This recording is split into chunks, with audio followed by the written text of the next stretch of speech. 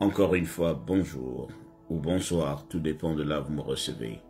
Alors, c'est encore une fois une question qui ressort à chaque fois que je vais dans mon inbox.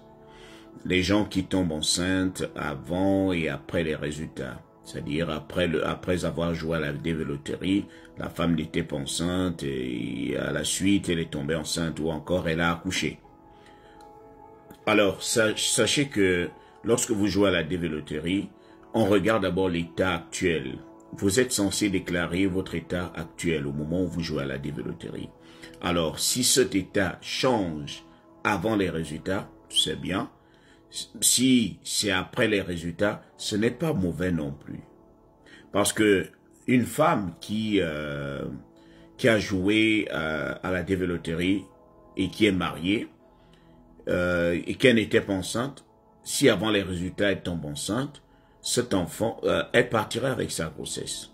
Ou encore, si elle est tombée enceinte et qu'elle accouche après les résultats ou avant les résultats, l'enfant va partir. Parce que ce n'était pas prémédité. Ce n'était pas planifié.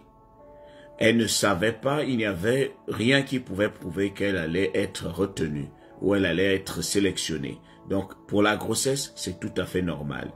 Vous êtes marié, vous aviez un enfant et maintenant vous en attendez un autre.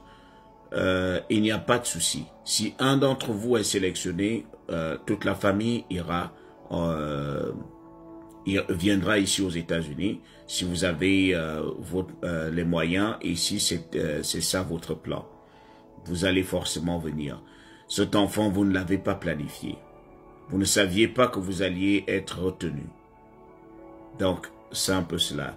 Il y a aussi un autre abonné qui a demandé, qui a précisé qu'il est marié et il n'a pas le bac, sauf que sa femme a le bac, un truc de ce genre. Il se demande si il est retenu, est-ce que ça ne va pas causer un problème au processus? Alors, il faut savoir que l'avantage que vous avez lorsque vous jouez en couple, c'est que vous pouvez vous entraider lorsque vous êtes en couple. C'est-à-dire, il peut arriver qu'on mette ensemble deux personnes qui sont d'origine différente. Un Burkinabé qui épouse une Nigériane. Étant donné que les ressortissants du Nigeria ne sont pas éligibles, mais comme tu as épousé un Burkinabé qui sort d'un pays éligible, le Burkinabé va te permettre de voyager. Alors, si toi tu as été sélectionné et que tu n'as pas le bac, et que ta femme a le bac, ta femme va forcément t'aider avec son bac. Ça va vous permettre de partir.